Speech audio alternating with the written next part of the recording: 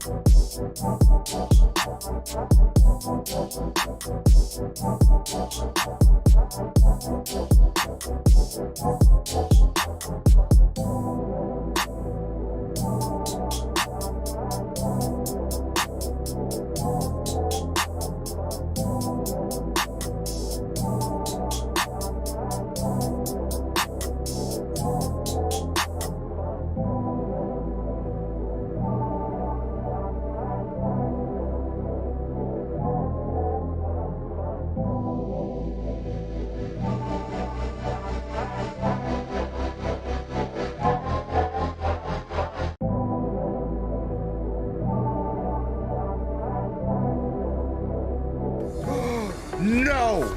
No! First one? First one? Oh, no! Come on!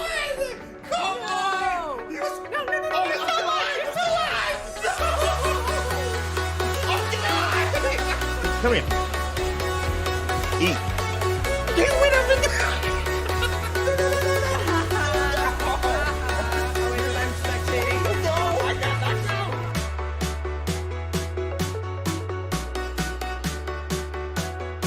Eric coming in, like everybody.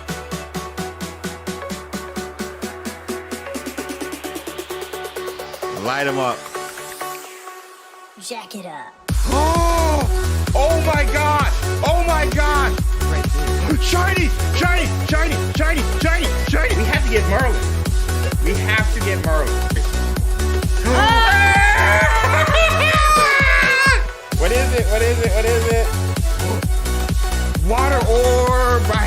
this. Done. Gabby, go. Whoa. Oh my God.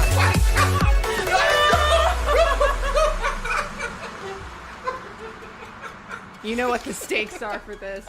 What? I see for the count? Our marriage.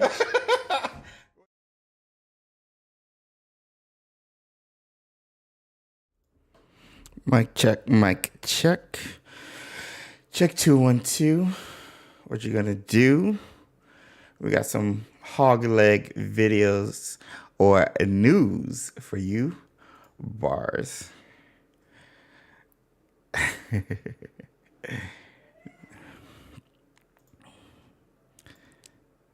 Go here. All right, we got mics and we got checks and we got some yos. Yo, this is a different live stream than what we normally do. First of all, we normally don't stream on Tuesdays. Second of all,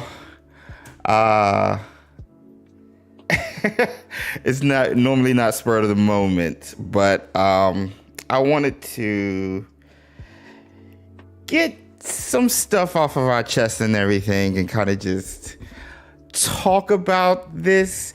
I'm actually making a video. I was scripting it when I saw the news, and I was like, let me just talk to the peoples. I'll still post a video probably tomorrow or something, but let me talk to the peoples to see what they think. So first and foremost, yo, this is your boy James over XpectoGO, bringing you guys the latest and greatest in Hogwarts Legacy content. And today we are going to talk about the recent update and news regarding WB Games' future, their direction with that, and how it affects Hogwarts Legacy, and the possibilities of that, good, bad, and just overall speculation, because we are still pretty in the dark when it comes to specifics. But we can take what we have heard and read and seen and kind of extrapolate and try to put into words what this could mean for a game that myself and you guys have come to love and appreciate, and a team behind that game that has just been killing it thus far. And so, yeah, we're going to talk about that. We're going to share our thoughts about that, and more importantly, hear you guys' thoughts on that. Because if there's any good points, I'll probably steal it and put it in the video. Wizarding Tea Tuesday. Oh my gosh, Ryan. Yeah, I have Wizarding Wednesday at the top, but yeah, I was like, I'm just gonna go through my Hogwarts Legacy layout. But first, how's you guys Tuesday going so far, everybody? Is it fine? Is it okay? Is the news affecting it in some way, shape, or form? Let me know. Janet, what happened? Please, no live service. So Janet, long story short, and I've talked about it in previous videos before, but WB Games specifically, and WB Discovery is really doubling down on live service. And some of the comments posted today was very jarring, especially after a recent post talking about their disappointment in Suicide Squad. So yeah, we're going to talk about that. Good, and LOL, happy Tea Tuesday. Oh my gosh. This is not going to be a normal thing. Tea Tuesday is not going to be a normal thing. So yeah, so first let's get into it. Let me say hi to everybody. I've had my head in the hole, and apart from the whole games of service thing, I haven't heard anything. Yeah, just posted today. It was just posted today. And Noah coming in with the super chat. So, of course. Only thoughts, hashtag WB, leave Hogwarts Legacy alone. Yo, that's honestly where I'm at. That's honestly where I'm at. And there's hope for that. So let me say hi to everybody first here. And if you guys are watching this on replay, please chime in the comment section below on the topics that we'll be covering during the stream. I'm not going to hold you guys up too long. This is just a pop-up stream. So we got Accio Fire, Aaron. What up? We also have Friggin' Nerds, Persona Squad. What's up, Mario? Then we got Harry Potter. What up, Harry? What's up, Harry Potter? We got Danielle, Persona Squad. We got Janet, Persona Squad. Jenna, Joe Mac, Persona Squad. Kamikaze, Larry, Merlin, NPS Phantom, the regulars, Nagara, Daylene, Nerdy Black Gamer, Noah, Oblong, probably Joseph, all Persona Squad members. And then we got Radio Morales in the chat with rounding it off Ramil, Ryan, Samantha, Steffe, and Yoko, all members of the Patronus Squad. And basically, they're all just cats who support the channel, so nothing crazy like there. But if you guys are into the conversations and topics that we'll be discovering, we'll be talking about, let us know with smashing the like button. And again, joining in the comment section below. All right, let me switch over and get into it. So it was posted today on GameSpot, and then Inside Gaming had shared, had a similar post. It looks like just piggybacking off of what was initially shared right here. So let me switch over. All right, so the headline, WB or Warner Bros. Discusses volatile AAA console games and will lean into free-to-play and mobile. So that right there, you're kind of like, wait, what? Volatile AAA console games? Kind of scary, kind of uncertain. It's a minefield when it comes to AAA gaming right now. Everybody's worried, especially in this space of layoffs within the industry. You had PlayStation lay off like 900, I believe, recently, as of just a couple of days ago. And that's cats from Insomniac who put out an amazing game, Spider-Man 2, and some other people as well. And because of that, and there's been a lot of discussion in regards to just the gaming space as a whole, with all the layoffs and monetary gains. How can we put money into something within the gaming industry and come out on a positive end? And they're looking into free to play and mobile games being that, without having to put that much into it, because AAA or AA usually means the amount of money you put in. So there was a quote from Ubisoft, and they said Skull and Bones was a quadruple A game, which means they put in a lot more money into developing that game. So Kronos. So yeah, we're about to happen. So this is the quote we're reading from. Again, this was posted today, and yeah, a lot of thoughts. My glasses are dirty. A lot of thoughts. So moving down, I'm going to give you guys the exact quote that a lot of people are pulling from and sharing. That did not help at all. All right, so let me see. All right, so the company envisions a future Harry Potter game where you can live and work and build and play in that world in an ongoing basis. So they're trying to do away with, not completely do away, but they're doubling down on live service elements and always on style of gaming for the community as a way of income and community retention. So let me just go over certain parts. So during a recent Morgan Stanley speaking event, Warner Brothers Discovery gaming boss JB Parrott discussed some of the company's strategy for gaming going forward, and it includes more live service, mobile, and free-to-play games. And I quote, he said, "We're doubling down on games as an area where we think there's a lot more growth opportunity that we can tap into with the IP that we have and some of the capabilities we have on the studio, where we're uniquely positioned as both a publisher and a developer of games." JB continues to say that Warner Brothers Discovery's recent gaming output has focused on AAA games for consoles. Again, AAA games being games that are very expensive to make, mostly single player, not online games, and kind of one and done is the phrase he used here. And that's great when a game like Hogwarts Legacy sells 22 million copies. The best-selling game of 2023, by the way, and becomes the best-selling game of the year. But this kind of success is never guaranteed. And what JB Perret said was a volatile market. He pointed out that one of WB Discovery's latest big games, Suicide Squad: Kill the Justice League, was a disappointment for the company. So I'm going to stop right there. I'm going to pause right there. He acknowledges during this meeting that, hey, we made a lot of money and we had the best-selling game, Hogwarts Legacy, last year.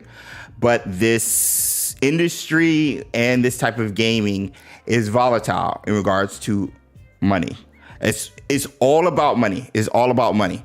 They can talk about it and shave it and sugarcoat it however they want.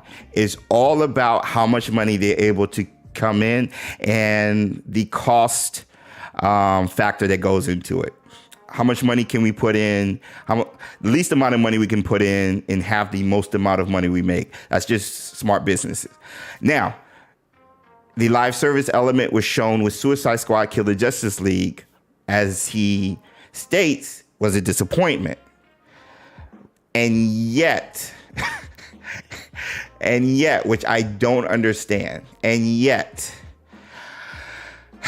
the plan going forward, he said, is to help reduce volatility by focusing on core franchises and bringing it, at least some of them, to the mobile and free-to-play space, as well as continuing to invest in the live service games that people play and spend money on over a long period of time. Now, he just praised Hogwarts Legacy, which was a single-player open world action RPG, best-selling game of 2023, and stated the disappointment of Suicide Squad, which is one of these live service, always on, continuing type games. And they decide to double down on that style of games, like a Suicide Squad, for the future. And the reason being, this will help Warner Brothers Discovery generate more consistent revenue. He said, going on to tease that WB Discovery had some new mobile free-to-play games coming this year. Also worth noting, this is that just because Warner Brothers Discovery may push into new places, that doesn't necessarily mean it will stop making big single-player AAA games. So, with that right there, he's saying, hey, we're not going to stop making AAA games. We know Wonder Woman's coming out, and that's going to be a single-player game, not live service, and have a morality system, which I'm very excited about. But the fact that they're doubling down, let me highlight it.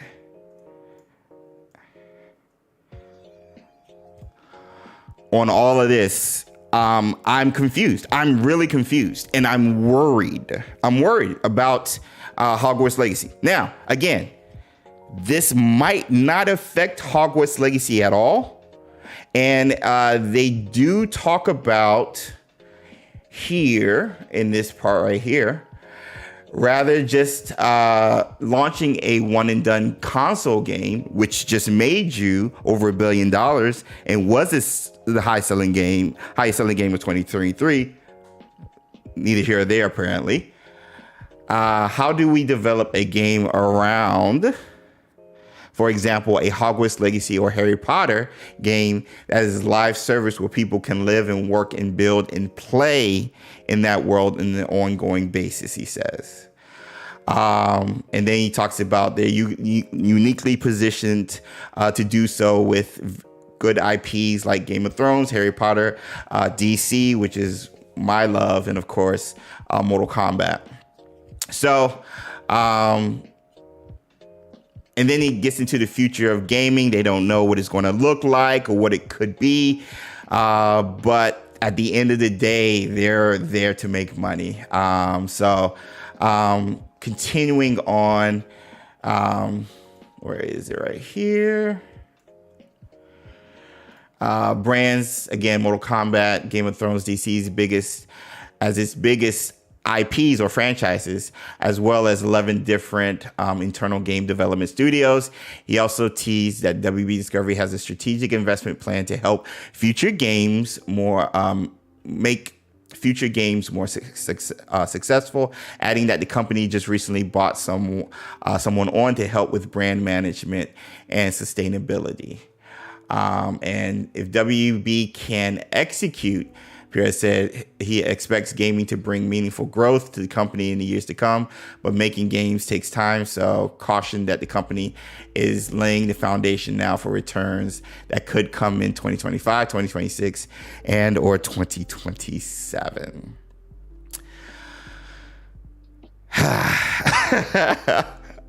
Okay. This last part right here. So he used an example of Hogwarts Legacy and Harry Potter, but a Hogwarts Legacy or Harry Potter game that is live service where people can live and work, build and play in a world in an ongoing basis. He doesn't say a game that Hogwarts Legacy will be that. A game around Hogwarts Legacy or around Harry Potter that is live service where people can live and work and build and play in that world in an ongoing basis. So this sounds like a Harry Potter Sims, honestly. A Harry Potter Sims or an MMO or just... It sounds like one of those games, honestly, just with the words with the building and playing and stuff like that. It sounds like an MMO or a Sims style game in the Wizarding World universe. And we know WB has been putting out jobs postings for game directors, remote game director positions for Avalanche. And a couple of technical job postings for online experience. And so this is where the higher ups is coming through, and the job postings are showing what the higher ups are wanting within WB Games. That being said, there's nothing that he has said that talks about doubling down on the success of Hogwarts Legacy.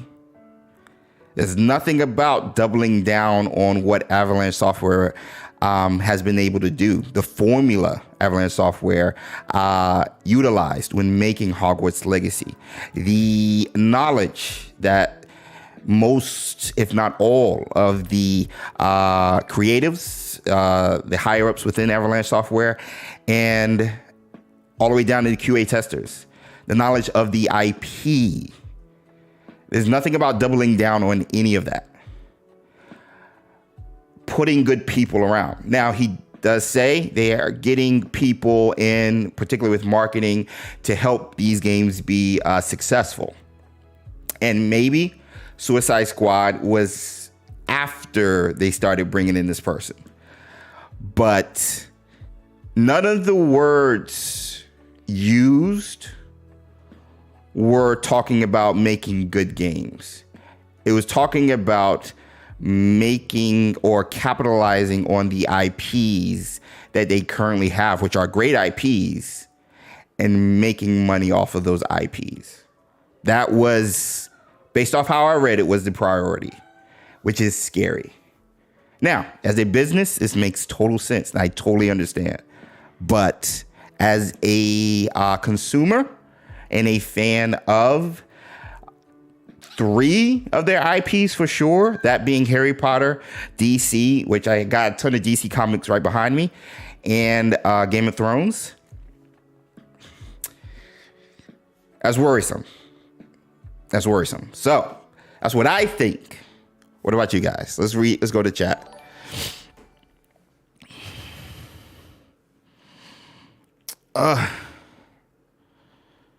Simpsons Grand says all vlog. All right, let me go down here.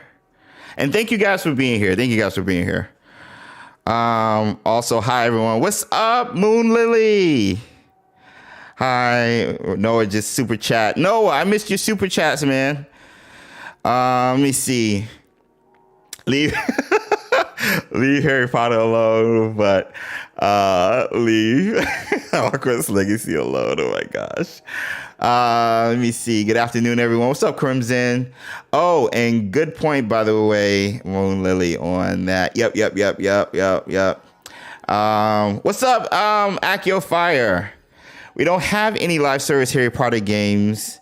Makes sense that they would explore that. Yeah. So they're exploring at least that aspect. Now, the closest thing we have, they've put out 3 mobile games.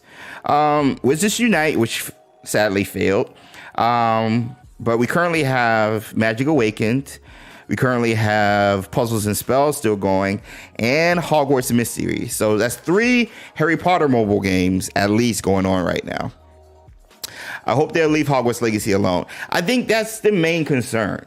So again, the sections I have highlighted, they're not doing away with AAA gaming, but they're doubling down. So it seems as if, just based off of reading this article, that they will focus more on the live service, free-to-play, and mobile aspects of these franchises to generate income, while also still having a AAA section with certain titles. Hopefully that includes Hogwarts Legacy and this Wonder Woman game that is coming out, which I'm very excited about. And maybe something else, whether it's from Game of Thrones, House of Dragon, or even, what was the other title? Mortal Kombat, which is also online. What's up, Becky, aka Patronus Squad? Why mention Game of Thrones though? Because that's a good point. We haven't had a Game of Thrones since 360 era with the Xbox. Scottish, you are exactly right. They might be trying to capitalize because House of Dragon has been so well received for them over on Max. And you got to think about it also with DC, Harry Potter, and Game of Thrones. All 3 of those IPs are also on Max, with Mortal Kombat even coming on Max and being a Warner Brothers production. So all 4 of those games are also huge for them in the movie sphere and TV sphere outside of Mortal Kombat. I still play Puzzles and Spells, says Leola. I haven't played it in a long time, but I still enjoyed it. Do you think they'll try to capitalize on Hogwarts Legacy 2 in a bad way, James? Yoko, that's the scary part. We don't know. And that's what's concerning to me, because the new positions that they're, when it comes to another game director and experience with online, all relate to Avalanche Software. Now, in the job posting, it also talks about Harry Potter being, or at least Hogwarts Legacy being, a franchise. So we could see the first, Hogwarts Legacy could be the first in a Wizarding World Hogwarts Legacy style franchise within the Wizarding World that is console based and not mobile, like we said earlier, Wizards Unite, Hogwarts Mystery, Magic Awaken, and Puzzles and Spells, Harry Potter Puzzles and Spells. So we could be seeing the beginnings of a franchise building world that could spin off what Hogwarts Legacy did, maybe still set in the late 1800s or earlier, and not have anything to do with the Fantastic Beast era or Harry Potter era. There's pressure on the exec team to convince investors that they have a plan to improve profitability. Ryan, exactly. And I think that's why the money aspect is so prevalent in this and past quotes coming from higher ups over at WB Discovery concerning WB games and the future that they're trying to promote. And it makes sense from a business standpoint. Discovery came in and bought WB, Warner Brothers, and has tried to recoup all the money they put into buying the brand, or whatever you want to call it, the studio, and now want to make sure they're getting revenue in to make WB Discovery viable, whether in the stock market and for investors, so they can make more money and hopefully put in more money into a Harry Potter TV show, House of the Dragon seasons 2, 3, or 4, and other whatever TV shows, movies, and games that they want to produce to also bring in revenue. Excellent. Let me see. What did Bean say? Let me see. This is coming from a Morgan Stanley conference when the only topic of conversation is money and profit. All we can hope is that the creative and development teams will get a say as well. And again, that's why I brought up all of the past quotes have been, whether during an investors call or this type of event, like being stated in chat. So well said, and couldn't agree more. Noah with another super chat.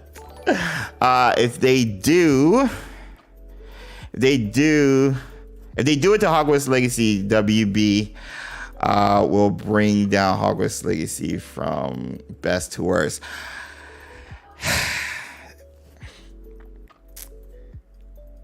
It feels like that based on their priorities, but they still want to set out to make a successful game. Nobody wants to set out and make a bad game. I think where it gets confusing or with the disconnect is, are the higher ups understanding of what we as consumers want from their product? I think that's where the disconnect comes from. And where you get the example of a Suicide Squad Kill the Justice League, which I think is a fun game. Not $70 worth or $100 worth for early access, but I've enjoyed it when I've been able to log in. But the disconnect and the lack of continued player base within that game that's only been out for a month and some change is a very alarming, one, and two, concerning for the future of this style of game, because I used it when we talked about it with our panel when celebrating the 1 year anniversary of Hogwarts Legacy. I used it as an example where Rocksteady had put out 3 to 4 games and just killed it with the Arkham trilogy and other games. And they were considered one of the higher ups when it comes to just single player action games. They revolutionized combat within the superhero genre. Stuff you see in Spider-Man and other superhero games came from them. And so to see that flip now after the horrible reaction to Suicide Squad Kill the Justice League, you can't help but hope that doesn't happen to Avalanche Software. Even Naughty Dog, which made Last of Us, which a lot of people consider one of the best games ever made. They were working on, for at least 3 years, an online live service feature of the game. And spent millions upon millions of dollars on that development and stopped. And they quoted and said they had to make a decision between continuing and turning the studio into a live service studio, or going back to what they do best, which is single player, story driven games. I don't know if this is going to affect Hogwarts Legacy or Avalanche Software. I have no idea. But it's going to affect the Harry Potter games moving forward, this decision. And it's not just from him, it's from David Haydad, who is the president of WB Games, and of course, the highest of the top over at WB, David Zaslav, who's the CEO of WB Discovery. Cozy Cowboy with the super chat. Thank you so much for the super chat. Do you know how Magic Awaken is doing these days? I just started playing it, and it seems okay, but there are no videos being made about it now. So I'm an ambassador. Yes, the Naughty Dog example is such a cautionary tale. Agreed, Retro. Shout out to Retro also. You guys go show us some love. I'm sure he'll have a video sometime either tomorrow about it. Magic Awaken is another great example. I'm going to be honest with you guys. I'm still a Magic Awaken ambassador. When the game came out late last year, May or June, I was excited. I've been waiting for this game. I've done multiple betas and stuff on the game. I'm excited. But the more and more the game hung around and I played it more, the more I found out it was a money grab to a certain degree. Not necessarily saying you need to spend money to play the game, but the feature that they push in the game is online dueling, and where the rank of your cards, or how high your cards matter when progressing in that style of gameplay, means you could literally pay to win in Magic Awakened. Now, the redeeming factor is it's a gorgeous game, and you get to play with fellow witches and wizards within the community. So I would have duels with Retro, Ben, Steffe, one of our mods, Cindy, Parrish, so many cats within our community in our Discord. Link will be in the description below. And I love that. And I want that within the wizarding world. And we got that. We still have that with this game. But getting to your point, the player base has dropped off tremendously. There was an uptick late last year, but as of right now, I don't know, because I have not been playing as much, and I've decided to not only just cover Hogwarts Legacy, but cover other games that I'm very passionate about, and sadly, Magic Awaken doesn't fall into that. I do try to play a little bit, and whenever I see any friends and stuff online, I hop in and play. But that is one of those free-to-play or mobile games that they are trying to go into and have more of within their IPs. And so you have two examples like Suicide Squad and like Magic Awaken.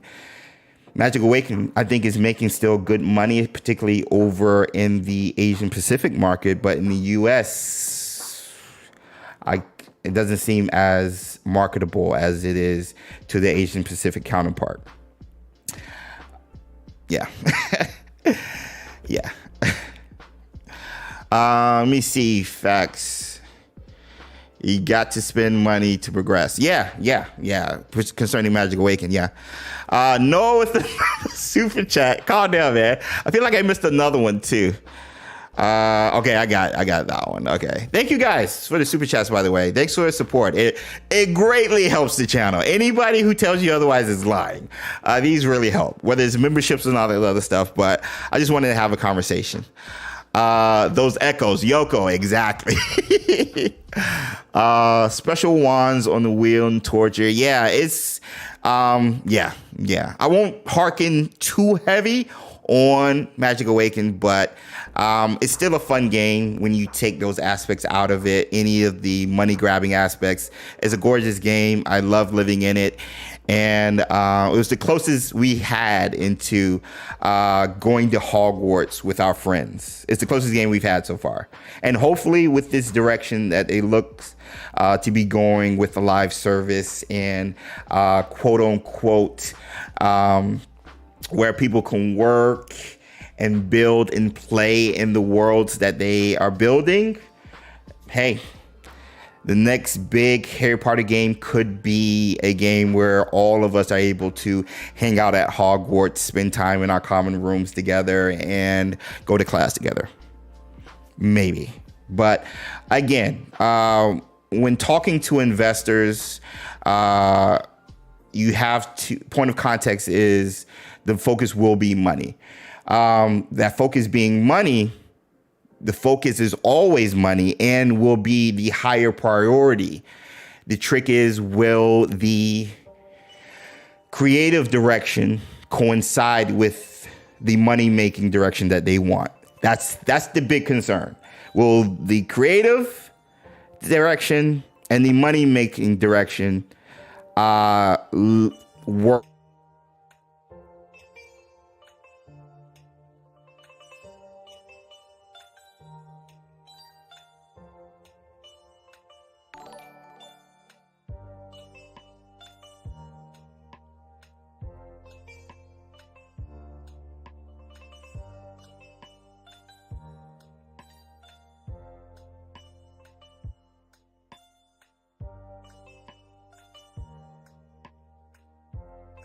Oh, sorry, I was muted. Sorry. Sorry, thank you guys. Dang, I spit bars too. No, I was saying, will the creative aspect work together with will the creative direction work together with the money-making direction that WB is going into? And will they be able to live together, symbiosis? Will that work together? If not, it's going to be scary. It's going to be scary. It's going to be scary. I forgot the mute button is at the top. So yeah, I'm worried. And the reason is because Avalanche Software has been killing it. And I don't understand where this rhetoric is coming from after you successfully had a game like Hogwarts Legacy that brought you billions of dollars. And I don't know if the time, because they mentioned how long it takes to make those games and to recoup that amount of money. So maybe time is a factor, especially since they recently bought Discovery. Since recently Discovery bought WB, 3 years ago? I just don't understand how you're not doubling down on the success you had with Hogwarts Legacy and go a completely different direction. Like, again, they're not saying they're not going to do AAA games, but why are you doubling down on something that has not really worked, really? There's been rare exceptions. Not everybody is Fortnite, Call of Duty, Madden. You can go down the line. Not everybody has those style of games. And so maybe I'm biased. You know what?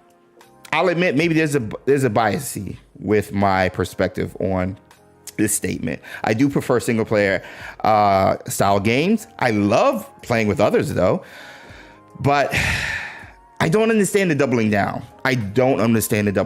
You have an example and they say it's volatile. So maybe they're worried. No, they are worried about the AAA space and putting a lot of money. Because again, I talked about it earlier. AAA, AA, single A is just based off how much money you put into the game. So the higher the A's, the higher the number of A's, the higher the number of money you put into the game. But that being said, why not just study, analyze, bring in strategists from the outside over to Avalanche Software and see what worked? promote some of these cats within Avalanche Software and have them make decisions on the Harry Potter IP. And then what's working for Mortal Kombat, promote those people and have them oversee what's working with Mortal Kombat and have strategists go into there and implement that. And then the same can be applied over here with the Game of Thrones, or what was the other, DC. I don't understand the doubling down in this certain category. I can see having these type of games, but they're really pushing it.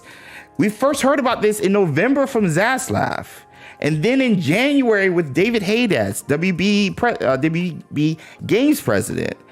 And then we've heard from other people within WB Discovery talking about the disappointment of Suicide Squad, and now this. And I'm just very confused as to why they're doing that outside of just this style of game, and mechanics seem to put out the most money or bring in the most money within the company without having them to put out as much money. And if that's the focus, that's the scary part. That's the scary part. They're looking to do the least amount of work or spend the least amount of money to get the best return. And that might not always be the case. I don't know.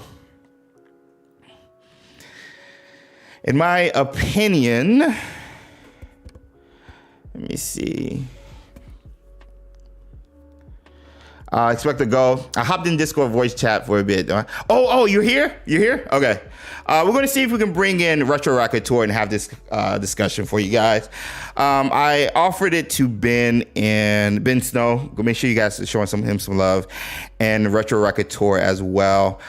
Just to, have somebody to bounce some thoughts off of. And again, I'm sure he'll have some videos for you guys coming up. But so give me a second while I try to call Retro right quick, or at least find him. And I'm going to turn down the music, honestly, as well.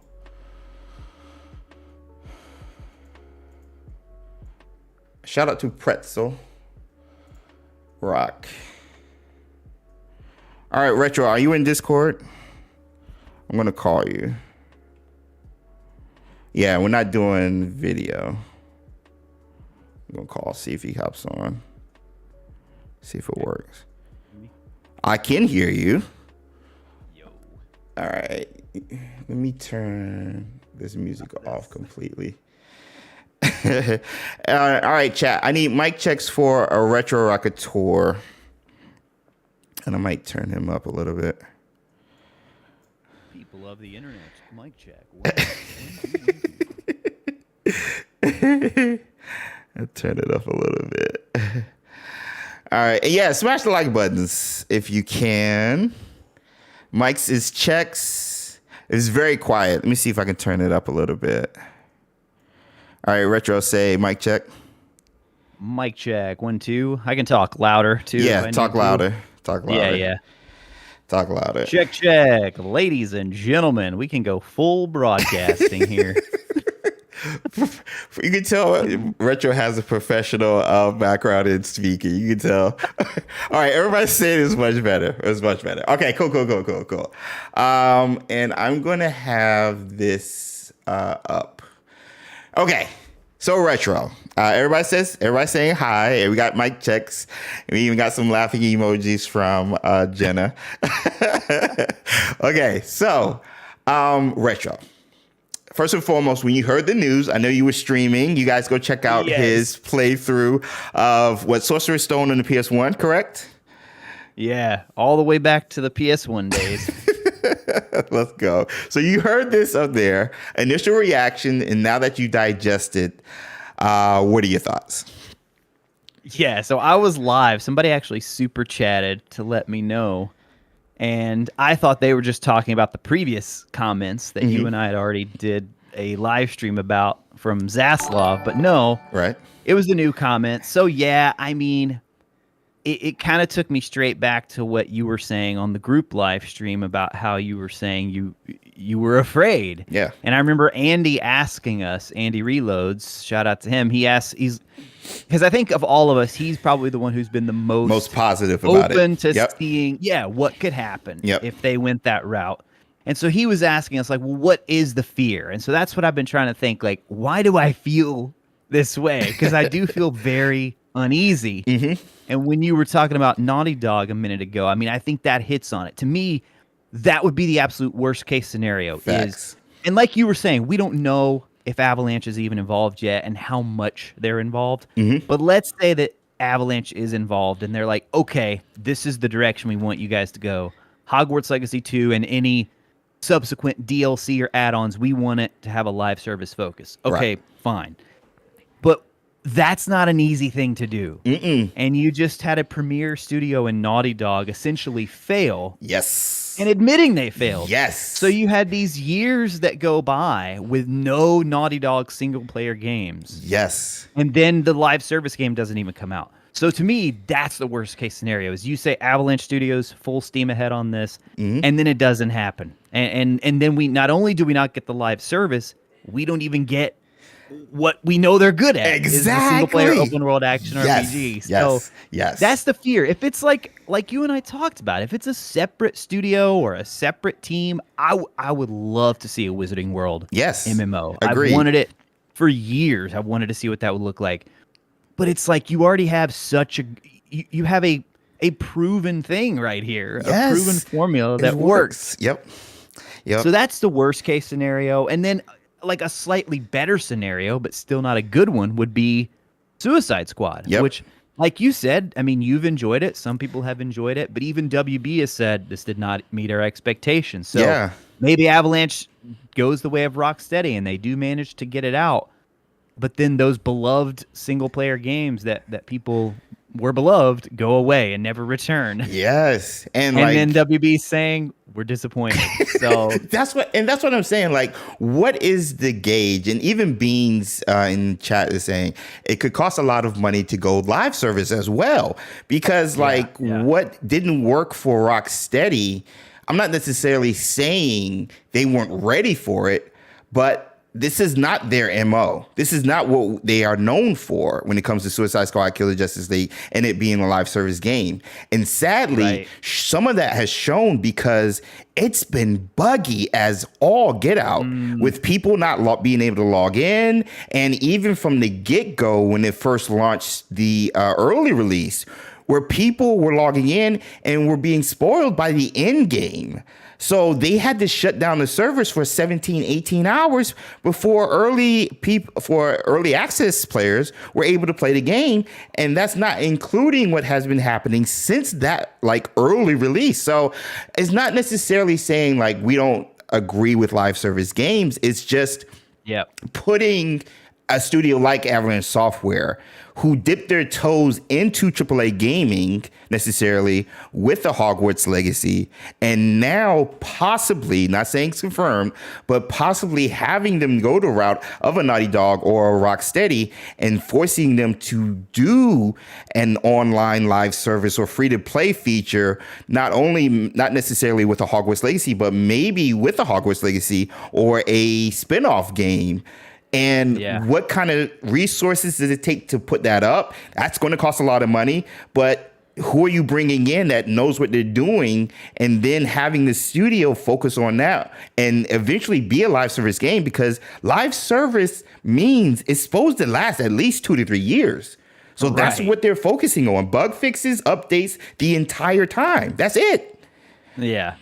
And like we were saying last time, Hogwarts Legacy, it was such a good game, but there were signs of if you let Avalanche do this again, you're gonna have just a great game, an all-time great game. Yes, it was good. But there were a lot of areas where you could see, man, it looks like they really wanted to add this. It looks like they really wish they could have had that in there. Companions, the list goes on. There were so many things where choices, morality, that full branching narrative system, all that stuff that it looks like was there at some point.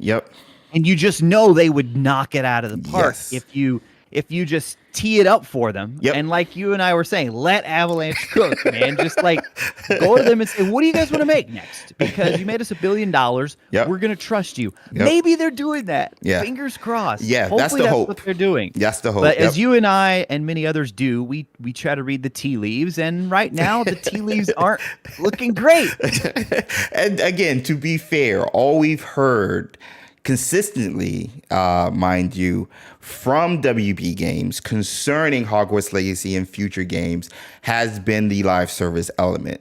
So that could be just overall, and again, not affect Hogwarts Legacy. We cannot push that enough. We cannot emphasize that enough. And even in this document that I have highlighted, the statement even says that does not necessarily mean that they will stop making big single player AAA games.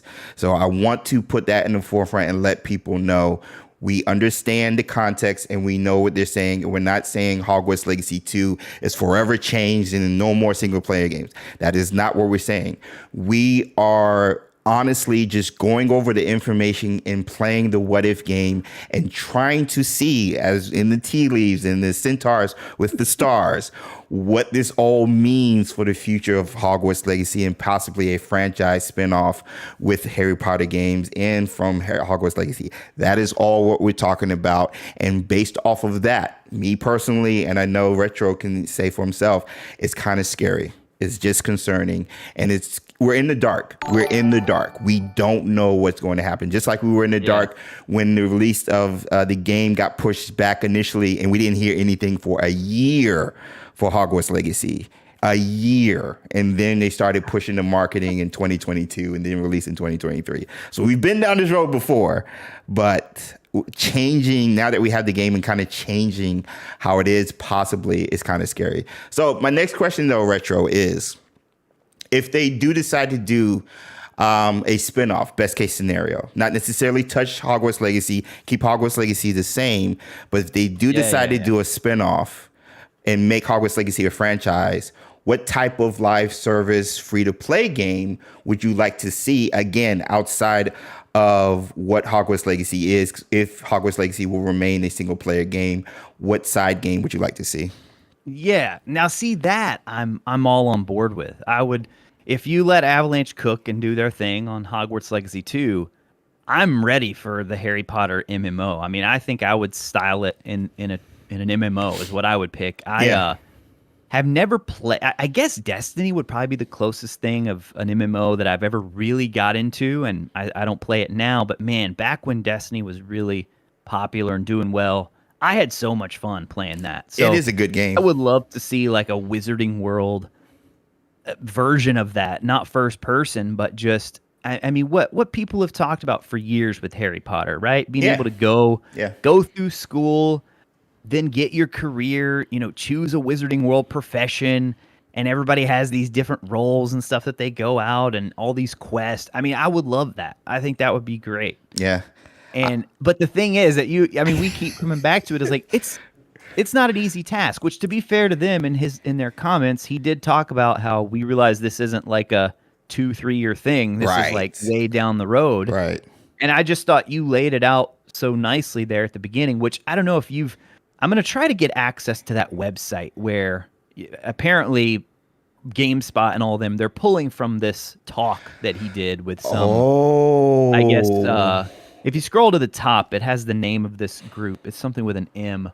So I don't know if it's like a group of investors or what, but when I clicked on that link on the GameSpot article, you couldn't, you had to like create a log, Morgan Stanley. Yeah, Morgan Stanley. You have to like create some kind of login. So I really do want to try to get access to just the full audio to hear like what prompted this, like what questions were asked. Because the way it's presented in these articles, it just doesn't make sense. Right. Like the way you laid it out. He's like, okay, Hogwarts Legacy was great. We're disappointed with Suicide Squad, a free-to-play game. So we need to bring free-to-play to Hogwarts Legacy. Wait, what? I'm lost. It's just I'm not connecting those same dots that he's connecting. That's where, So I'm hoping there's something lost in translation there. No, that's a great point. Because this is taken from another, I guess, event. So we're not saying whatever that event was. Yeah, wherever that event was. So some of this could be taken out of context, but there's a lot of quotes in this thing, and a lot of people are running with it. So I don't know. Yeah, that's a good. Let me know if you're able to get your hands on the Morgan Stanley speaking event, because I'd be interested to hear your thoughts on if there's any sections missing when it comes to just his overall perspective for the future of WB Discovery. Let me say hi to everyone who super chats. Yeah, so first from Cozy Cowboy again, thank you for the super chat. Let me get my gifts and emotes and Teddy's in the chat. They need to leave extra load so they can expand and get better for Hogwarts Legacy 2. Facts. And like, kudos to WB. They're one of the only studios expanding. Like in the world of layoffs, like just this year alone, they've laid off more cats in the job industry, in the gaming industry, that like in the first quarter than all of last year already. So kudos to WB for expanding, and particularly Avalanche Software. Noah with another super chat. God gracious, Noah. All Death Eaters, all members of the Order, get ready to fly. No, we're not going to do anything to them, but it is concerning. Let me get caught up right quick. We definitely need the full context, says Becky. Agreed. I've seen so much clickbait articles pop up in my Google feed. I can't help wondering how much of this is misquoted or clickbait. That's a great point as well. Wish they stop canceling Star Wars games. Yo, so we still got Star Wars Outlaws coming out. They're probably hiding all the people other companies fired. We're not going to get into that. On a positive note, says Ryan, we should acknowledge that WB highlighted Hogwarts Legacy on their last earnings call, which is correct. And I don't think MGMT wants people asking them why they didn't invest in Hogwarts Legacy a year from now if they don't. Ooh, Morgan Stanley, by the way, is what he means by that. So, and the live service game, Harry Potter game we haven't talked about is Quidditch Champions. So that could be the other first AAA console, not AAA, but the first console like live service game. That could be our first step into that foray and kind of see how that works building upon or at least making a franchise from Hogwarts Legacy. So all of that could be possible. So yeah, Quidditch Champions. Do you think that's going to be the first thing, Retro? I mean, it sounds like it.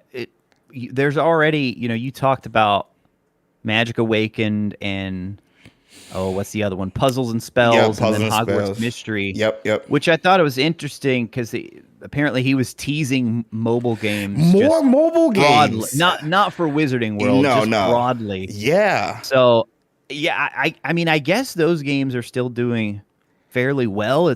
I know you were talking about how Magic Awakened probably is doing better. In the Asian Chinese Pacific market, area. Yep. So it's hard for us to really gauge because that's obviously such a huge gaming market, and over here, it hasn't taken off as much. But yeah, I mean, Quidditch Champions, they've just kind of been quiet on that one since the year started, because last year there were the play tests. There was like 3 of them, I think, I want to say, last year. And then it's just been, which I think Unbroken Studios, I think it may have been you talking about this, how they apparently helped out with Suicide Squad. Yep. So they've been working on that, which I think is why they've been quiet at least the first quarter of this year. They've been helping out. And even because I follow their socials, and it's particularly Instagram, they've been posting like launch parties for Suicide Squad and celebrations there. So they've had their hands in a couple of games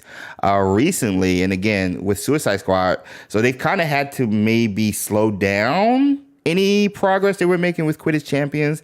And now that Suicide Squad is out, and maybe after the season 1 release by the end of this month on the 28th, maybe after that they'll be able to get into Quidditch Champions. But yeah, I haven't heard anything about that at all. Let me throw something out there for you and see what you think about this. Ooh.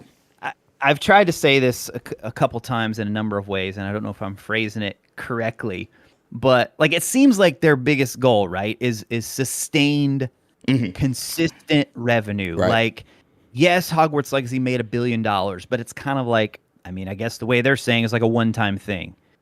They want it to keep making money. Right. Oddly enough, as a guy I follow, Matt Piscatella is his name. He's like with the used to be the NPD group, but now it's Circana. Yeah. He said Hogwarts Legacy was the best-selling game of 2023 and was the number 6 best-selling game of January 2024. That's right. Not what I'd call a one and done personally. Right. What do I know? So my thinking is like, why not just release a big story expansion? People will come back. Yeah. Like make them like kind of smaller expansions that is not going to take a team 2-3 years to develop. Something they can churn out in a year. Yeah. That's like just a good story DLC added on to the top of Hogwarts Legacy. That's not nickel and diming with these little microtransactions. Yeah. I mean, to me, that is like, I see that as like a sustainable thing. I mean, look at Elden Ring. Elden Ring's the best. I don't know if that's the best example, but man, people are like losing their nobody's minds. like, oh my gosh, it's $40. I can't believe they're wanting us to pay $40. They're like, take my money. Yo, Elden people Ring. are getting Take the my money. collector's edition of the freaking DLC. Like, yeah. I mean, I don't see why that wouldn't work, but I'm not a businessman. So. No, and that's my point. Like, I think there's a fear because of all the layoffs. And like, for example, Insomniac in Spider-Man 2. Spider-Man 2, let's say the first one was like cost $100 million to make. The second one was probably more expensive, $250 to make. With them being exclusive to PlayStation, that kind of limits the amount of money they're able to make, but it still was a successful game based off units sold and money brought in. My understanding is it wasn't that much money in between of what they put into the game to what they got out of it. Now, which is why Sony exactly is going into the PC market with their games, as we see with Hellblade. Same with Xbox is going into the PC market with their games and expanding from not just Xbox exclusives, but hey, we're going to be a software company just like Microsoft, and we're going to get these games out. And they're doing it just to make more money off of the games that they've already published. And so it seems to be an issue, not just with WB, but just in the gaming industry overall. I don't know if they're getting enough return on their investments when making these AAA games. And it's scary, especially with the layoffs now. So now they're like, bro, we got to go like online, live service, mobile, just to recoup any losses we might have invested in with these huge tentpoles of AAA style games. Now, your point is valid, though, like what you quoted. Hogwarts Legacy is still making money. It was the number 6 game in January, probably still number 10 in the top 10 in February, with the 1-year anniversary celebration. So that brought more eyes to people. So it's like when you've got the meaty part of the game already designed. Yeah. I've tried to like illustrate this a number of times, but like you don't want to take as much time as like a Skyrim or something, right? Where they just went away forever. Facts. And you can't. It's probably too quick to rush out story DLC in like 6 months. But I would think like if Avalanche could get to like a 1-year pace where for the next 2 years we get a big Hogwarts Legacy story DLC. Yep. And then maybe they take a year off, like they have another team in the background working on it, the next sequel. I mean, I feel like that would work, but again, I'm in a total agreement with you, Retro. Like I really am, because There's nothing wrong with the world they've built. The only issue everyone's had is just we want more within this playground that you've given us. That is Hogwarts Legacy. Right. We just want more of it. More enemy variations. More to do after the end game. We just want more to do. Maybe add some spells, sitting, whatever. But we don't mind staying in Hogwarts Legacy. We don't need Hogwarts Legacy 2 if you're just going to give us more stuff that we would like to see that you maybe couldn't capitalize on or didn't have time to put in before it's released. Now give it to us in a DLC or a massive expanded story, like you said. I don't understand why that might not be an issue. And heck, And maybe it will. Exactly. That's what I was about to say. Maybe we'll get that. Maybe we'll get that. Yeah. So I don't know, man. It's just that's the concerning thing is we don't know.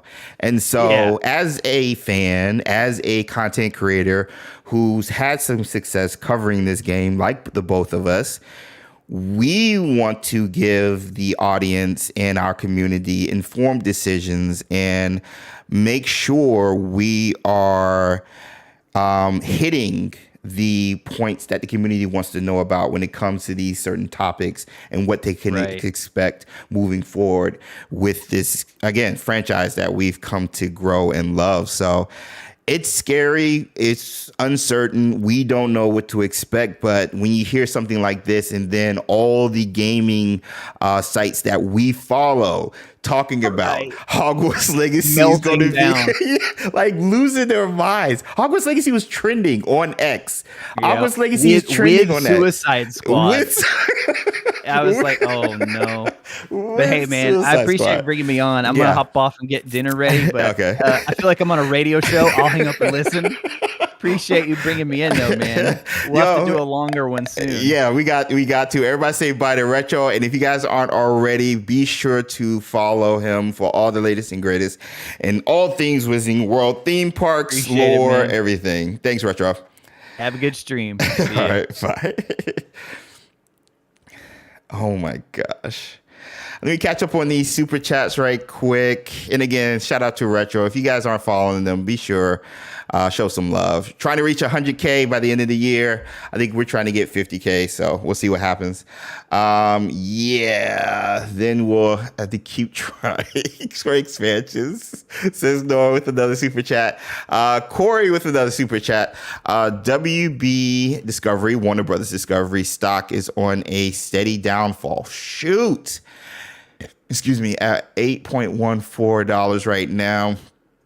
I'm worried that this could be a big reason for pushing for profits. I didn't even look at their stocks. That's such a good point. Cozy. I'm catching up on chat, so give me a second. We also got Killer B. Hogwarts Legacy is an awesome game. I like new game of other wizarding schools but I went Hogsmeade at Universal and tried Butterbeer. I was there a year ago for my friend's wedding and also a year ago for the launch of Hogwarts Legacy.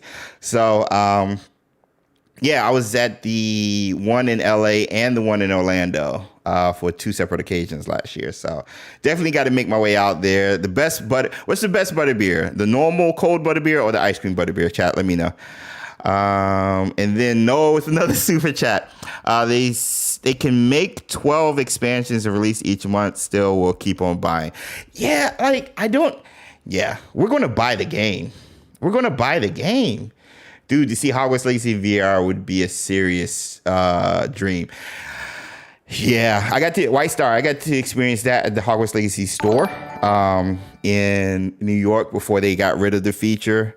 And I got to talk about it in a video. I'll find it somewhere, but that would probably be a year to develop. So that's why Retro was talking about. So you got to think about Elden Ring with the massive DLC expansion, right? They're releasing it like a year and some change, a year and a half later. Because Elden Ring dropped early 2022, I believe in February. And then they announced the DLC last year, sometime in the summer or late summer. And then the DLC is coming this summer. So a year and a half between the release of the Elden Ring game and the release of the DLC. So if Hogwarts Legacy can do that by this summer, will be a year and a half. And this summer, they're talking about we're getting features and updates. So hopefully it's a DLC expansion. Hey, Merlin with the 13 months Patronus Squad. Good night, everyone. Going to bed. Watch a replay. Good night, Merlin. Have a good one, bud. Let me see. Everyone's saying good night, good night, good night. Hey, Expecto from Beans. I just listened to the actual conference and only 2 minutes of the 40 minutes presentation were spent talking about this, and it is much less concerning than the reports make it seem. If you can, Beans, if you could send me the exact transcript of what they said, that would greatly be appreciated. Heck, I would pay you what you paid to get that information, pay you back for being subscribed or whatever you needed to get that. That would be amazing, because I wouldn't mind bringing up that manuscript or transcript and seeing what they said. Good look, man. A bit of Chinese whispers per se. Yeah. Expecto, I can send you the exact transcript. Ryan, either Discord, DM Discord, or Twitter, X, whatever you want to call it, Instagram. Let me know. And again, if you guys had to pay to get it, just let me know. I wouldn't mind paying you back for that, for sure. So, and I talked about it earlier. Let me get some music back on. And again, shout out to Retro for coming through and hanging out. But I talked about the jobs, and the job openings represent what is honestly being talked about when it comes to online features, live service, free to play, and of course mobile. If you check out the job postings for Warner Brothers Discovery over at WB Games. Is there any updates on Harry Potter Quiz Champions? We were just talking about that, Reaper. We have not heard a thing. Now, I had mentioned it before in a past live stream, and we just talked about it with Retro. As of right now, Unbroken Studios, who are the ones developing Quidditch Champions, were helping develop Suicide Squad Kill the Justice League, which just came out and has only been out not even a month yet. I think a month now. Yeah, a month. Give or take. And they have a huge update of the game coming with season 1, introducing the Joker. So I don't know if Unbroken Studios is helping Rocksteady with that update as well before they can focus on Quidditch Champions. So we haven't heard anything on an official capacity yet, but I do know officially Unbroken Studios has been helping with Suicide Squad Kill the Justice League with Rocksteady. So I don't know if that's taken away from their progress on Quidditch Champions or not. I don't know, but that's all I know so far. Outside of that, nothing about the game has been posted outside of a quote from David. I think it was either David Zaslav or WB Games president David Haydad, who talked about them looking into the marketing for Quidditch Champions and making an announcement. So they haven't said anything is close though. Yeah, I'm ignoring 2 Hogwarts Legacy auto goes in my feed that I can tell I clickbait. Oh my gosh. Hogwarts Legacy needs more house quests. Yes. Agreed. Thanks for the super chat, Killer B. If I were in a room with Quidditch Champions new, I'd hear a pinch with news. I'd hear a pin drop. They've been so quiet. And they were so loud last year. They announced that the game was coming out last year. And then I think they had 2 or 3 beta tests because again, I follow them on their socials, and they would announce every time they do the beta quest, betas testing.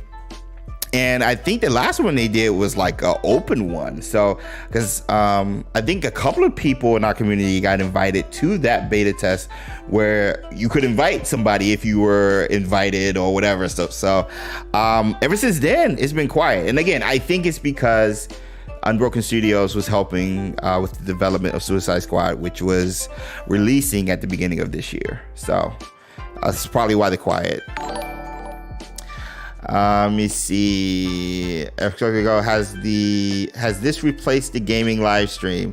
No, we're still going to be streaming Final Fantasy VII, probably either Thursday or Friday.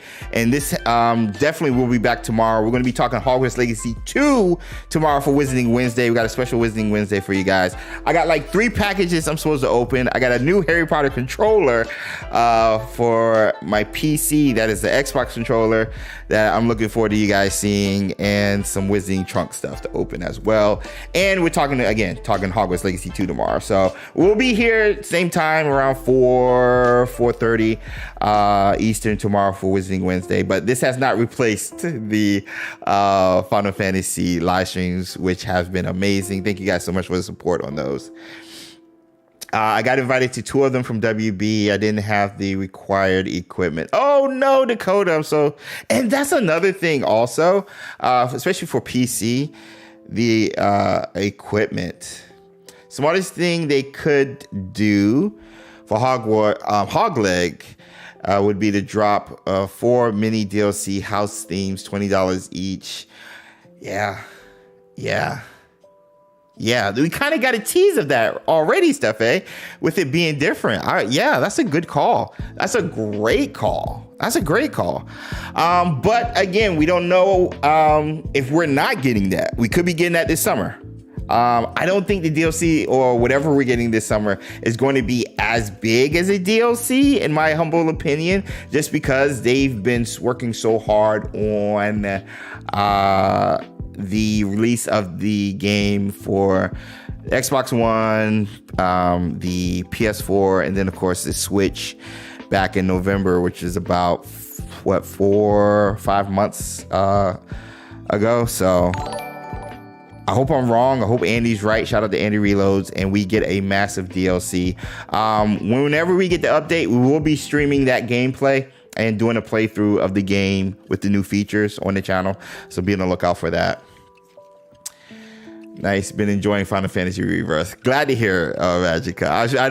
I see you all the time there, and I just smile. Everyone who shows up. Thank you guys. I want co-op for Hogwarts Legacy 2 and MMO as its own game. So, okay. So, throwing this out there. If we do not necessarily say it's going to be a live service game, Hogwarts Legacy 2. I'm just throwing this out there. I'm not necessarily saying Hogwarts Legacy 2 is going to be a live service game. But if we do get online features, whether it's co-op, shout out to Moon Lily celebrating 8 months of Patronus Squad, or some dueling feature where we can go against each other in the battle arena or whatever. Narratively, it has to make sense. Because someone pointed out, I asked this question yesterday in the community tab, did not know we were getting this news. But I was talking about online versus single player for Hogwarts Legacy. And someone brought out narratively that if we're supposed to be special and have the ancient magic, is not so special if we're playing with other people who also have ancient magic. And I thought about that, and I was just like, narratively, that's a great point. How can you have anything that interacts with another player who also has ancient magic, which is supposed to be rare magic, which we're supposed to be the only ones who have it? So I don't know if we'll get any co-op or anything close to that. That was me, Oblong. That was you. Shout out to Oblong. Shout out to Oblong. I'm an intellectual and I love you for it. So yeah, Oblong saying that, I'm just like, they can't do anything If we're sticking to narrative, story, they can't do anything with us interacting in Hogwarts Legacy. They can't. It takes away from everything they set up in the first one. The decision we made at the end of the game, us going through those trials, it takes away from our uniqueness. If they introduce co-op, which is the bare minimum, or any PvP or quest type stuff where you can play with somebody else, it takes away from all of that. Because what you're going to do, limit our ability to use ancient magic so you can't do it in these certain areas online? We still know we have ancient magic. You know what I'm saying? So then narratively, how can you explain why we can't use ancient magic if you don't want to use the ancient? So it puts you in a rut. And I think narratively, they've kind of cornered themselves where you can't do anything online with the game, because it takes away from that speciality. And they do such a great job with the immersion and staying in the narrative, i.e. the arachnophobia, turning the spiders into a boggart look. You know what I'm saying? Like Ron did. So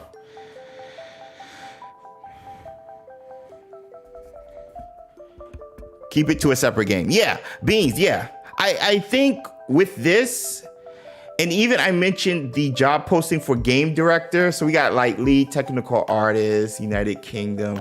Let me see if I can narrow it down to Avalanche Software.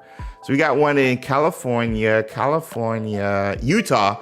So we got associate software engineer, Utah. That's where Salt Lake City, Utah. That's where Avalanche Software is. This is a temporary position. Lead software engineer, character artist, Salt Lake City.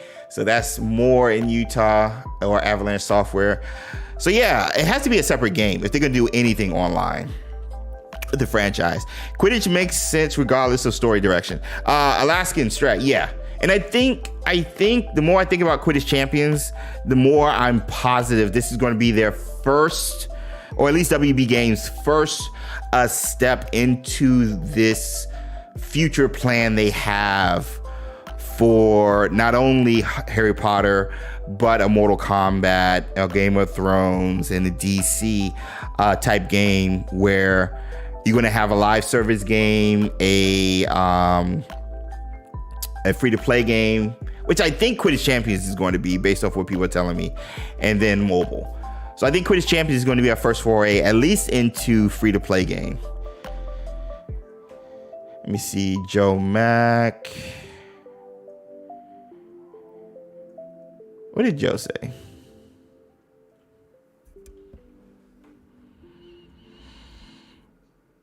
Let me see. I missed a couple of chats. Co-op doesn't have to be canon. Gabe, it doesn't, but if it's part of the game, it kind of takes away the immersion. Based on that alone, I don't think Hogwarts Legacy would be online. Becky, that's what I'm thinking too. I didn't even that kind of changes everything for me. I didn't even think of that. Maybe we have a lost twin. Who says it's genetic though? Let me see. Quidditch makes sense. Is the Harry Potter franchise too hero-centric for multiplayer? Andrew, I don't think so. And we've seen that with the first Fantastic Beasts movie. Once we started getting into the second and third, it started focusing on Dumbledore to a certain degree. But even though Newt is a hero, he's a hero who doesn't want to be. He wants to work with his beast and stuff. So you start to see people like my girl come in and kind of be Fantastic Beasts, more so than any of the Harry Potter stories, at least the movies, shows that it's not a hero-centric IP. So you can have a game where you have somebody like a Newt or a Queenie or a Jacob, and all of them are working together for a goal, and they're adults. One just happens to have a profession of a Magizoo. The other what's my girl's name? Newt's love interest is Aurora. Queenie obviously is just Queenie. Jacob is a Muggle, but you have all of these characters, Lita, Lestrange, and all these.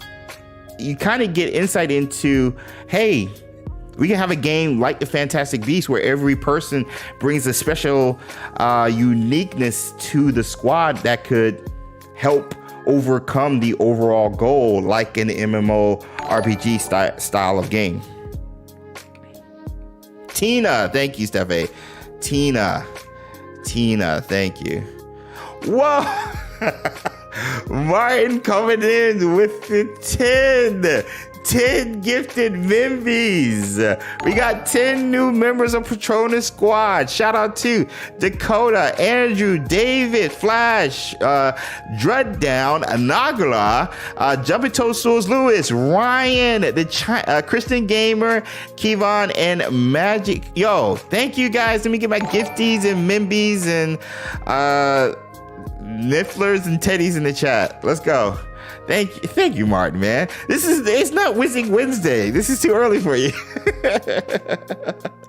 Enjoy. Martin, share your thoughts on the topics, by the way. I just want to see more from Hogwarts Legacy. Agree to deal. I think that's what everybody wants. At the end of the day, that's what everybody wants. Most of you guys found this channel because of Hogwarts Legacy. You found Retro because of Hogwarts Legacy. Ben, Andy, Lynette, Miranda, like you found all of us because of Hogwarts Legacy. And we're in the same boat as you guys. Even though we can create content, we don't want more Hogwarts Legacy so we can have more content. We want more Hogwarts Legacy so we can play more Hogwarts Legacy.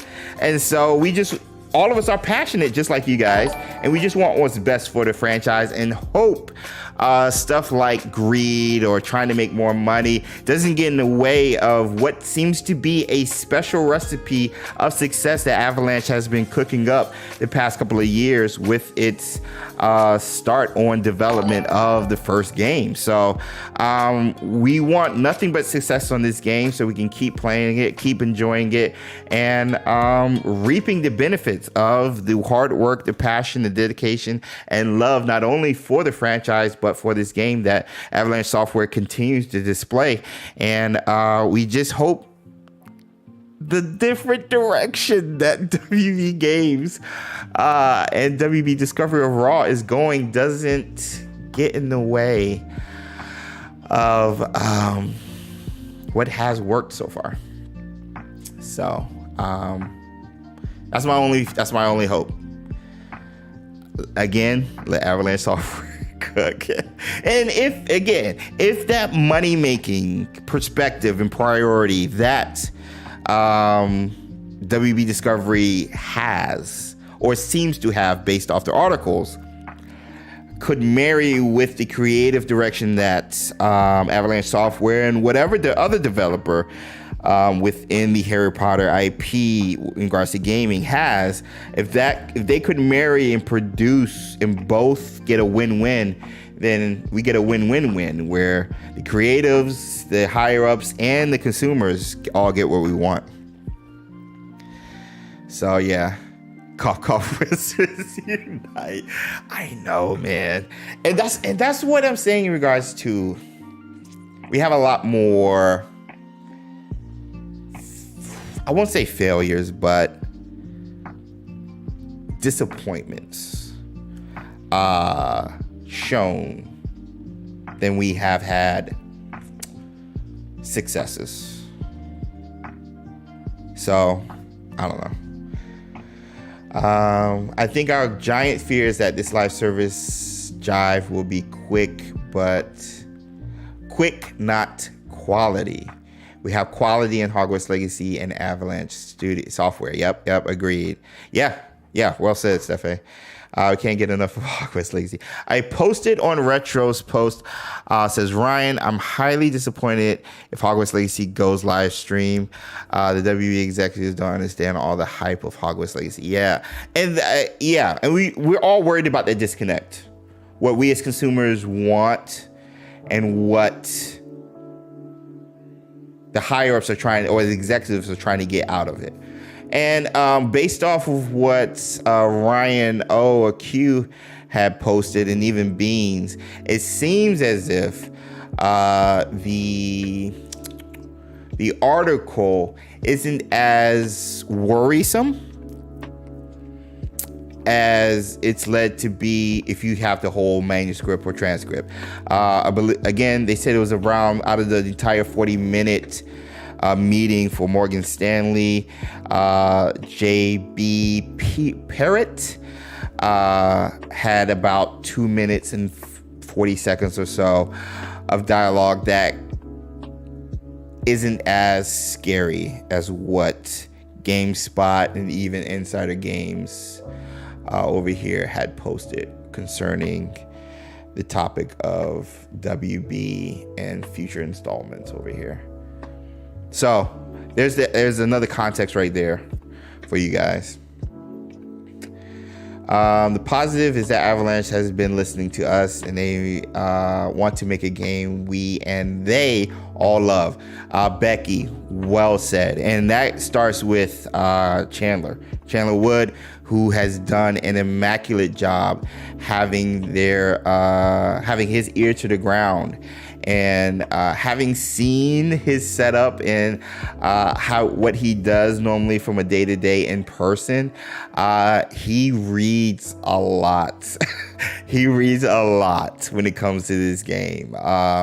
He pays attention to Reddit, to Twitter, heck, to Instagram, Facebook, and of course, the content made over here on YouTube. So, yeah. Well said. They pay attention. They know what we are talking about. And I think that's why videos like this are a must.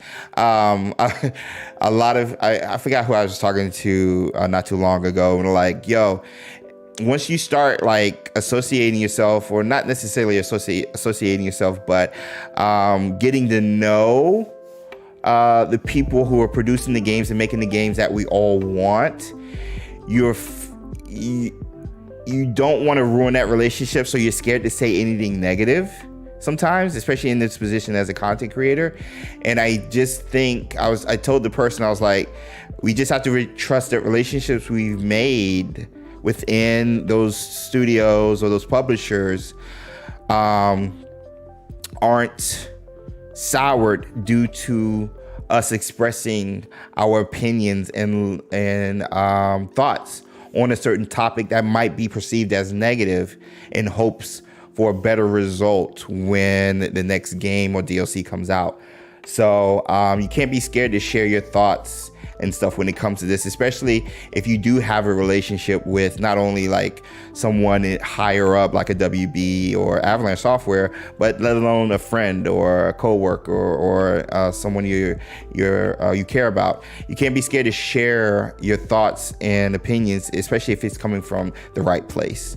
And just trying to hopefully get word out that, hey, we love this IP, we care about this IP, we enjoy this IP, and we're just expressing what we think might be best for the IP based off our position, our unique position as a consumer.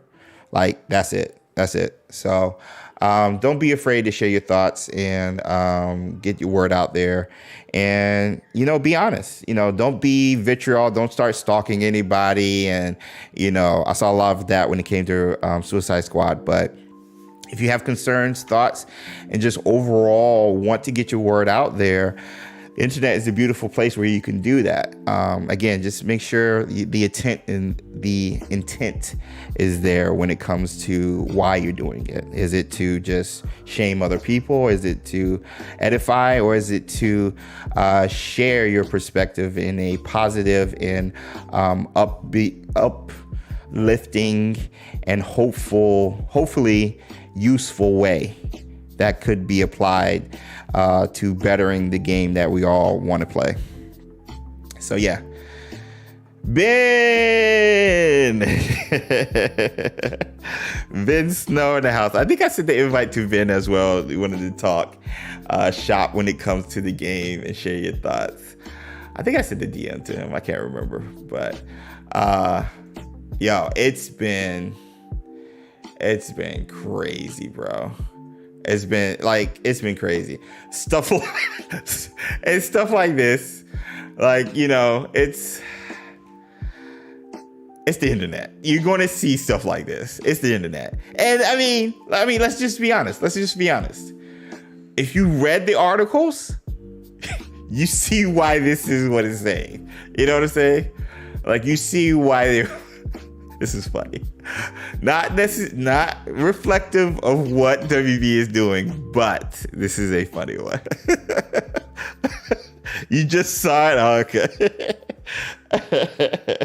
Memes are great. Yeah, shout out to Joe Mack for posting it. I don't know if it's originally him. Okay, this is Neo Shark. But Joe, the meme king himself, posted it. And yeah, that was funny. That was funny. I did LOL when I saw that. I nominate Moon Lily and Steph Faye to advocate for the community and pitch the right way to go for Hogwarts Legacy facts. Danielle, I couldn't agree more. We got others in here like that. I can go Jenna, Becky, Beans, like all of these guys. Noah, Martin, that's what's so crazy. Most of you guys in here, I would advocate and even say would represent the community so well. And I see most of you guys in retros and in Ben streams and other ones. So it's like we have a tight knit of positivity within this community, which is a gorgeous thing to see. So yeah, I totally agree. Keep spreading that Lumos. Exactly, Naylene. Exactly. So many awesome peeps here to advocate and rep us. Agreed, Jenny. Agreed. I'm down with it. Oblong, even you with your articulate and very matter of fact perspective. Yes, Oblong, even you, Sarah, all of you guys. Hey, Potterhead Rando. So yeah, it's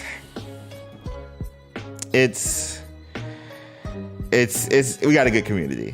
And so that being said, before we sign off, MMO or Sims?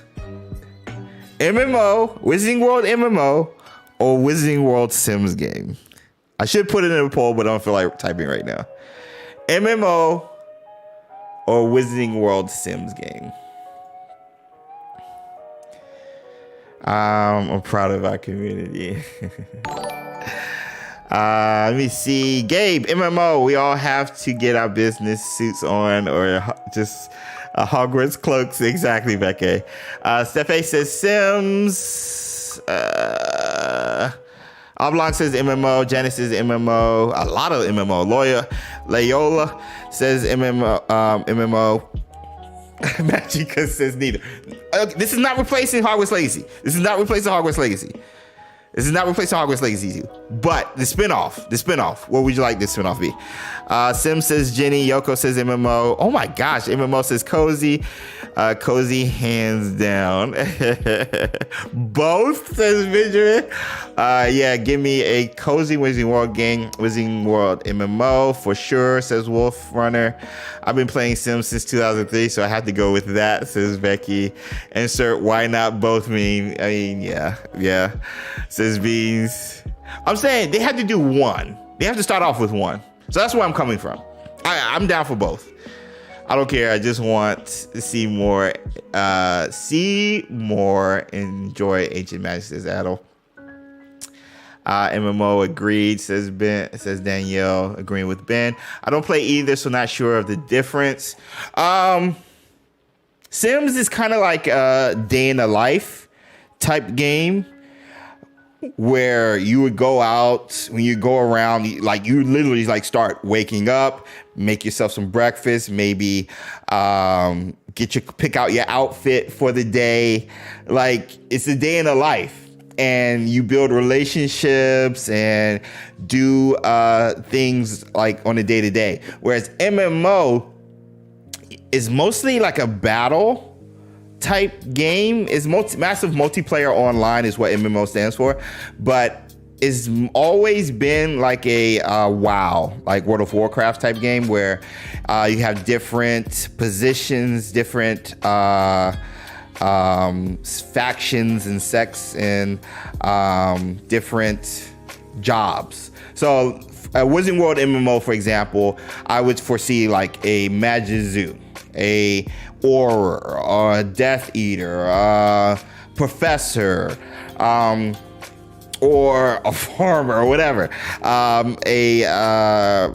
herbology type person, whatever, all coming together in a massive multiplayer online type style and taking down a dragon, which is a Ministry of Magic classification 5 in the official Fantastic Beasts and Where to Find Them book.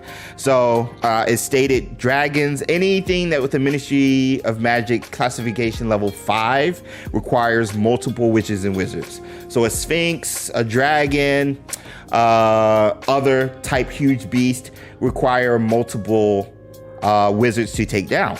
So each wizard, or Death Eater, Professor, whatever, Magizu, brings their profession into that battle. So a Magizu would be great at calling other beasts to help take down the dragon. An Auror would be great at casting powerful spells to take down the dragon. A herbology professor or herbologist would be great at bringing out plants, Chinese chopping cabbages to take down a dragon. And then professor would be utilizing different forms of magic because they are knowledgeable to take down the dragon. So everybody's bringing their own expertise to come together and help execute an objective, which is always a lot of fun. So MMO for sure. Or no, I want both. Okay, I want MMO with a little Sims. Now, MMOs, they do have an aspect of Sims, but not really. You do have to like work on like your skill tree and what you want to prioritize when it comes to like whether it's HP, building up certain skills and weapons and everything that you can bring in. So MMO just always made sense for Wizarding World just because you have the classification from the Ministry of Magic when it comes to beast and certain non-humanoid creatures. Let me see. MMO, if they add guilds, yeah. And MMO could work based on houses too. Hufflepuff, Gryffindor, Ravenclaw, Slytherin. Fusion of both would be awesome. Keep saying that they need to do what Rockstar did with GTA Online. Yeah, I remember you talking about that, Gabe. Yeah, even Andy brought that up. How about a Forbidden Forest survival game? That could work too. I can see that as a Oculus style VR type game. I can see a game that lets us do the day-to-day stuff like breakfast, room requirement stuff. Then we get our MMO, just various activities and quests and other stuff. Yeah, ooh, I like that. A Forbidden Forest survival game, especially with rumors from Rolling Library talking about they heard a scary-like horror game was being developed. That would be interesting. I don't do horror though. I got a sensitive heart. I jump a lot. Can we get a Joe Mac to make a Godzilla meme, except it's a Chinese chopping cabbage instead? Joe Mac, get on it. Your skills have been requested. Oh my gosh, yes. I think a Sims version of the Harry Potter world would be awesome. I think from a going to Hogwarts standpoint, I think that's what a lot of people want. A lot of people wanted the sim route of attending class, studying, going to different classes, not sneaking out of school, because you gotta avoid the head student, head boy, all that stuff. So I think a lot of people wanted the sim route when it came to the classes, and I don't think we got enough in Hogwarts, in my opinion. So yeah, that's warranted.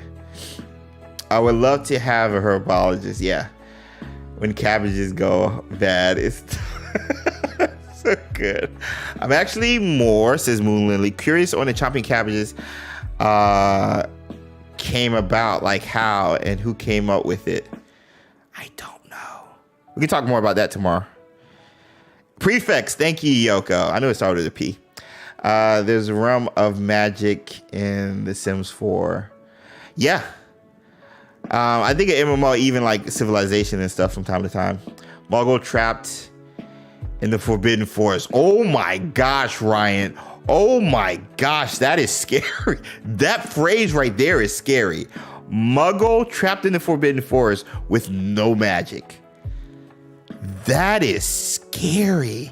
Attending class is what I love about Hogwarts Mystery. We spend time in Hogwarts. Yeah, agreed, White Star.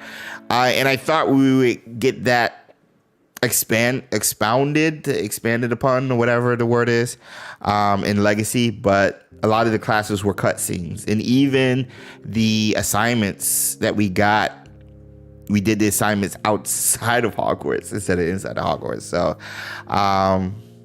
yeah, that was one of the issues. And there was a good video that says, I don't believe this, but it said Hogwarts Legacy hates Hogwarts. And they were just talking about how the gameplay kind of pushed you out of Hogwarts and into the open world instead of us staying in the castle and doing stuff within the castle, which is very true. Everybody I've talked to is like, I wish we got to spend more time in the castle and do more stuff. And the activities forced us back into the school outside of the room requirement. I heard a lot of people wanted the classes to be like in Bully. Yep, Gabe, exactly, yep. Down a rabbit hole we go to Chavy Catfish. Yeah, we're not going no rabbit holes, That's tomorrow. Again, we'll be back tomorrow for Wizarding Wednesday. We'll be talking Hogwarts Legacy 2.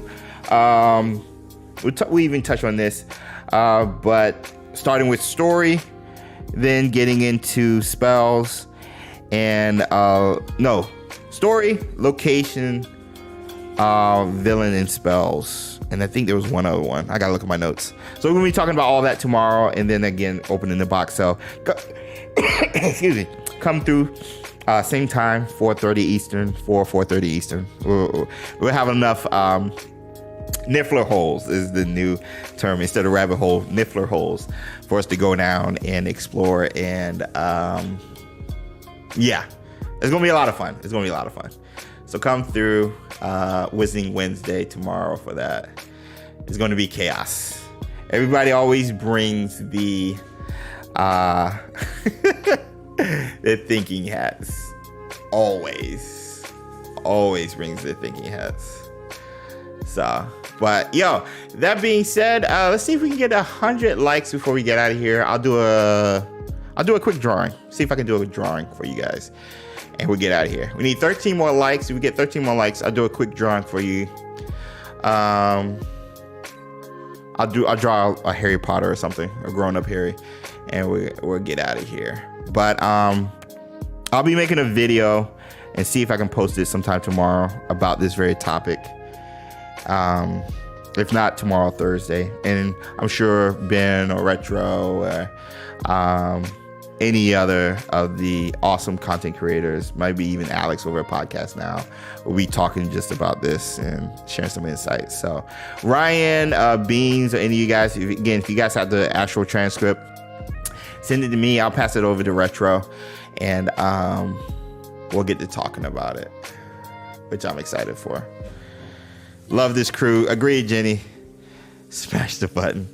Well, yes, but my Ravenclaw quest for knowledge refused to be pushed. But a lot of you guys, when I asked the question MMO or Sims, there was a lot more MMOs, which I was surprised about. But I shouldn't be surprised about, but I was surprised about.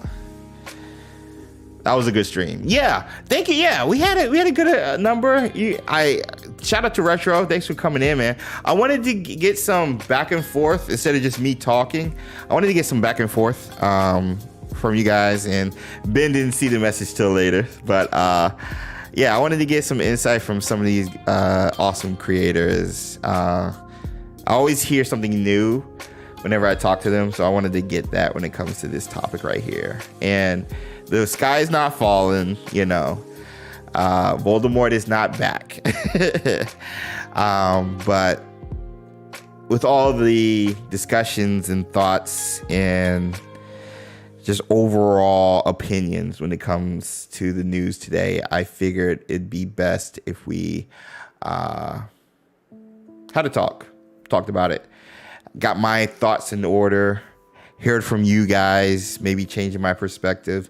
So when I write this script, it's in a good place, not of fear or worry, but in of just, okay, this is what we know, this is what it could be, this is what it could look like. And so because of that, I was like, let's just have a conversation, let's talk about it and see what the community has to say. You know, at the end of the day, I try to represent you guys when I make content. So the content I put out, I hope is something you guys care about like it does with me, and you guys consume it and we keep the conversation going. So overall, that's the point of these types of videos and live streams overall. So yeah, dancing is what you do. Oh my gosh, this. Wait, do we have 100?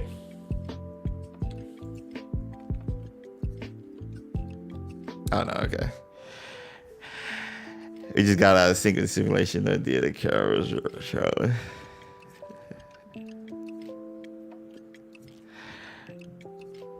Yeah. And the taboo of saying Voldy's name.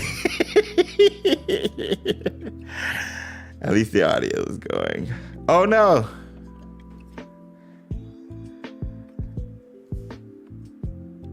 Am I malfunctioning? My cam is glitching.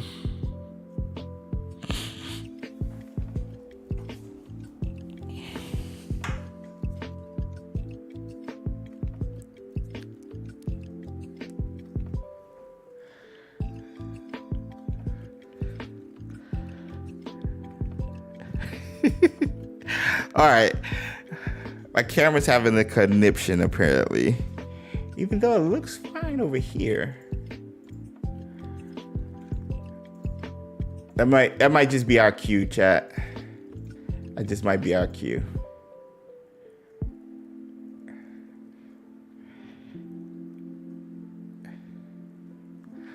Oh, I see it now. Weird.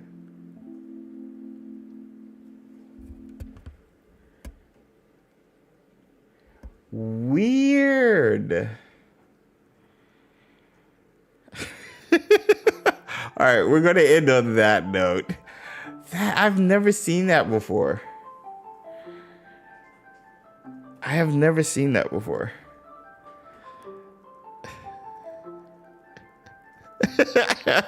Well, that being said, thank you guys so much.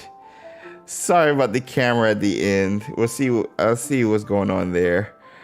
And it's funny now. Oh my gosh. But yo, that being said, we're gonna get out of here. We'll see you guys tomorrow live for Wizarding Wednesday, and we're gonna have some fun. Wait, hold on. Let me see if this works.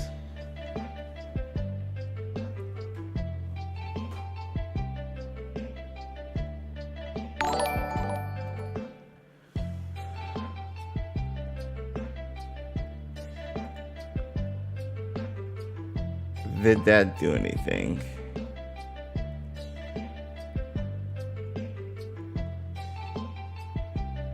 No, it didn't do anything.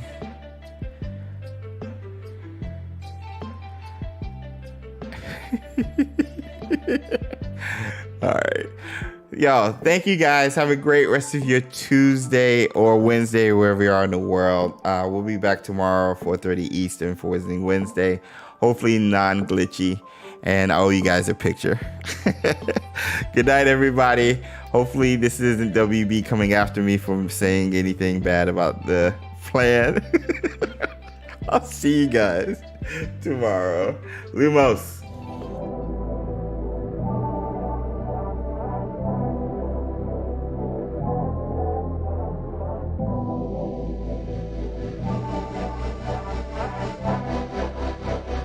Ryan Little. Japan.